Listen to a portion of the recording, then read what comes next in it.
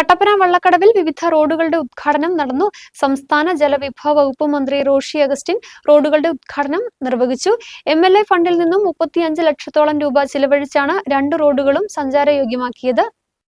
കട്ടപ്പന നഗരസഭയുടെ 24-ാം വാർഡ് ഉൾപ്പെട്ട വള്ളക്കടവ് കരിമ്പാനിപ്പടി ചപ്പാത്ത് ബൈപ്പാസ് റോഡിന് 25 ലക്ഷം രൂപയാണ് വകയിരുത്തി നൽകിയത്. ഇതിന്റെ നിർമ്മാണങ്ങൾ പൂർത്തിയായി. ഇതോടൊപ്പം കട്ടപ്പന നഗരസഭ 21-ാം വാർഡ് ഉൾപ്പെട്ട നടുത്തൊഴുകിയിൽപ്പടി ടാങ്ക്പടി റോഡിന് 10 ലക്ഷം രൂപയുമാണ് അനുവദിച്ചു നൽകിയത്. ഈ 2 റോഡുകളുടെയും ഉദ്ഘാടനമാണ് നടന്നത്.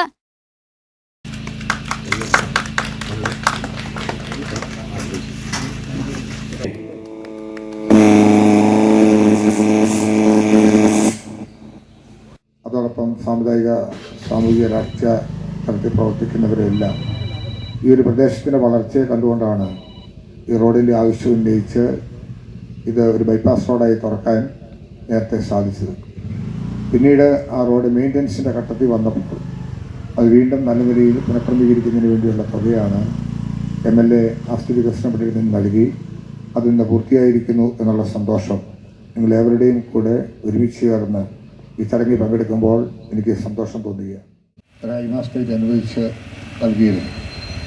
എന്നാൽ ഈ ജംഗ്ഷനിൽ ഇവിടെ നിന്ന ഈ പൂമരം അതിൻ്റെ സ്ഥിതി അപകടകരമായി കണ്ട സാഹചര്യത്തിലാണ് അത് മുറിച്ച് മാറ്റപ്പെട്ടത്. അപ്പോൾ ഈ സെൻട്രലിൽ ഒരു ഹൈമാസ് ലൈറ്റ് ഉണ്ടെങ്കിൽ ഈ ജംഗ്ഷനും അതോടൊപ്പം ഒരു മനോഹാരിതയും ഉണ്ടാകുമെന്നുള്ള കാര്യത്തിൽ സംശയമില്ല. തീർച്ചയായിട്ടും ഇതൊരു ആവശ്യമാണെന്ന ബോധ്യം.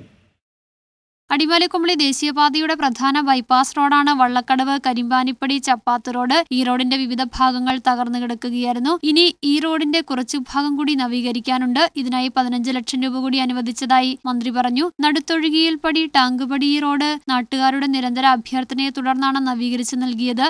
ഉദ്ഘാടനത്തോടനുബന്ധിച്ച് സൗത്ത് ഏഷ്യൻ ചാമ്പ്യൻഷിപ്പിൽ സാംബോ മത്സരത്തിൽ സ്വർണ്ണ മെഡൽ കരസ്ഥമാക്കിയ ഹരീഷ് വിജയനെ അനുമോദിച്ചു. ഉദ്ഘാടന ചടങ്ങിൽ കേരള കോൺഗ്രസ് മണ്ഡലം president Biju Vazhappanadi, advocate Manojam Thomas, Jomon Podippara, Thankachan Valumel, Joy ഞാവള്ളിക്കുന്നിൽ, ടെസ്സിൻ കളപ്പുര, സോബിൻ, മാത്യു ബിനോയി, സജി ഡേവിസ്, ബാബു ജോമറ്റ് തുടങ്ങിയവർ പങ്കെടുത്തു.